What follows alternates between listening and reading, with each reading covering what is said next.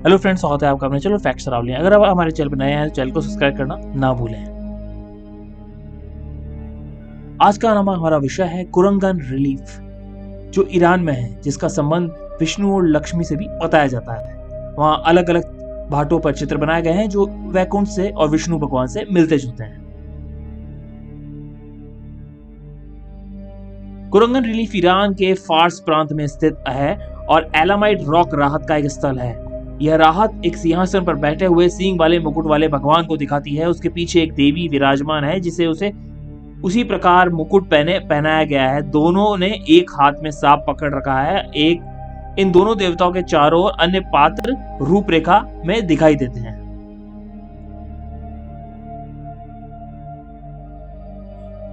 यह दृश्य दो अन्य राहतों द्वारा तैयार किया गया है जो खड़ी आकृतियां दिखाते हैं। चूंकि कोई शिला लेख नहीं है, इसलिए राहतों को तिथि निर्धारण विवादास्पद बताया गया है। केंद्रीय दृश्य लगभग 1700 ईसा पूर्व का वर्गीकरण है। माना जाता है कि हालांकि फ्लैंकिंग राहतें संभवतः 1000 साल से भी अधिक की बताई जाती है, पुरानी 8वीं या 7वीं शताब्दी ईसा पूर्व की हो सकती है।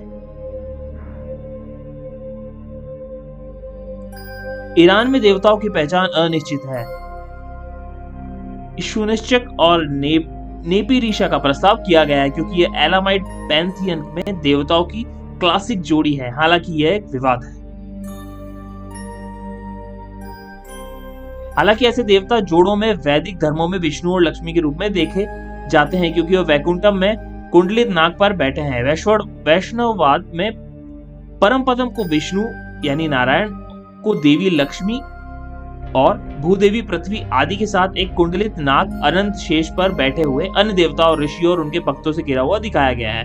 वेदों के अनुसार सब सृष्टि का एक चक्र समाप्त होता है तो नष्ट हुए ब्रह्मांड का एक सूक्ष्म अवशेष भी अभी भी बना रहता है और इसी शेष के रूप में जाना जाता है। संस्कृत में शेष का अर्थ होता है क्या बचता है या क्या बचा है। यह वैदिक गणित में अनुस्मारक विष्णु का शेष नाग नष्ट हुए ब्रह्मांड के अवशेषों का प्रतीक है। विनाश को गणितीय समीकरण के रूप में दर्शाया गया है। ईरानी इतिहास में इस बात का कोई स्पष्ट अंदाजा नहीं है कि कुरंगन राहत क्या दर्शाती है। हालांकि यह कहा जाता है कि एलामाइट परंपरा में सांप पृथ्वी की प्रतिनिधित्व करते थे। तब यह संभव है कि कुरंगन राहत में युगल देवता को हालांकि एलामिनाइट देवता इंसुसिनक और उनकी पत्नी नेपिरिसा के रूप में पहचाना जाता है। वह वैकुंठम में उनके परिवार के साथ विष्णु लक्ष्मी के नाम और प्रतिनिधित्व की विकृतियां मात्र है।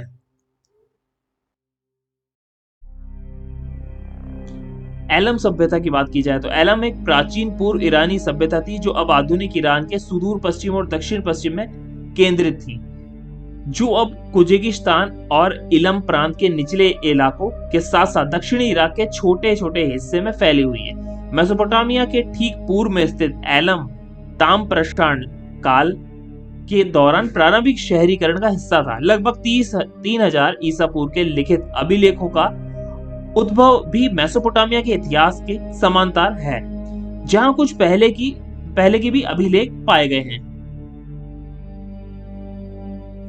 उनकी प्राचीन राहतें यानी 3वीं सहस्त्राब्दी ईसा पूर्व तक की है। उसमें एक मछली की पूंछ वाली महिला के सांप पकड़े हुए एक 2 सींग वाली आकृति महिषासुर के समान एक देवी के साथ लड़ते हुए चित्रित है। कई राहतें ऐसी भी मिली, लेकिन एक कुरंगन की चट्टानों पर दूसरे नक्श ए रुस्तम के समान दृश्य दिखती है, जबकि नक्श ए रुस्तम राहत लगभग पूरी तरह से गायब हो गई है। फालियान नदी के किनारे एक चट्टान के ऊपर खुदी हुई कुरंगत को संरक्षित किया गया है। ऐसी और रोचक जानकारी जानने के लिए जुड़े रहे मेरे चैनल से। धन्यवाद।